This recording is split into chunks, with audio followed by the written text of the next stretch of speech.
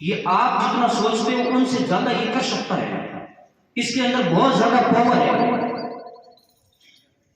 आपने कभी कभार कहानी सुनी होगी कि कुछ लोग मानसिक रूप से पेशेंट्स होते हैं और वो हजारों बीमारियों का शिकार होते हैं और डॉक्टर ट्रीटमेंट करता है, एक जनरल गोली लेकर के कहता है कि बेटा रमेश इस गोली से तो ठीक हो जाएगा, जबकि उस गोली का उन बीमारियों से कोई लेना देना नहीं है।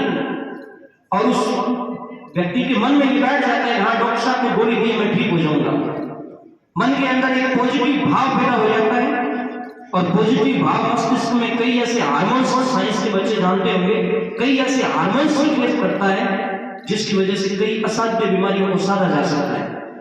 तब मैं कहता हूं कि हमेशा पॉजिटिव रहिए और हमेशा उत्साही रहिए, हमेशा जिज्ञासु रहिए और अपने बिलीफ सिस्टम को मजबूत कीजिए कि मैं ये कर सकता हूं। मैं तो कहता हूं आप यदि रेलिंग करने जाए ना तो भी मजदूर बनने की कोशिश मत कीजिए।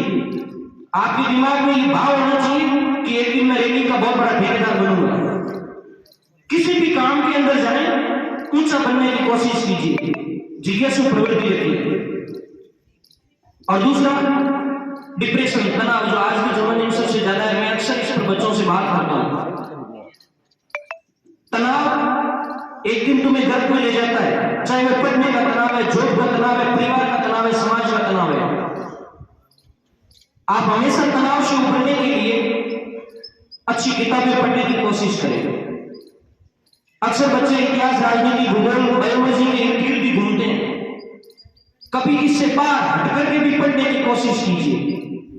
जालोर जिले के जिला कलेक्टर निशांत कुमार जैन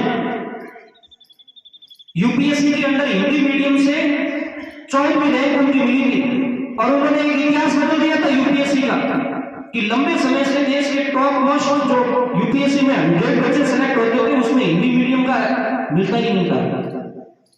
2008 बैच के गोविंद जायसवाल, जिसको मैं आदर्श मानता हूं जिनको, और उसके बाद में निशांत जैन, उन्होंने यूपीएससी की इस धारणा को बदल दिया कि हिंदी मीडियम का बच्चा भी यूपीएससी टॉप कर सकता है।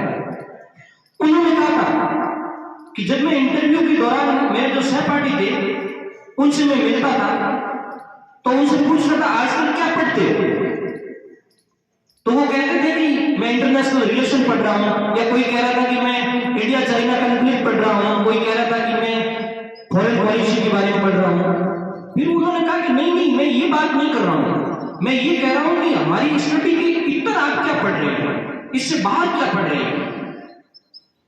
बाहर पढ़ने का मतलब समाज, देश, खुद के बारे में आपको मोटिवेट करने वाली बातें आप पढ़ रहे हैं, नहीं पढ़ रहे हैं।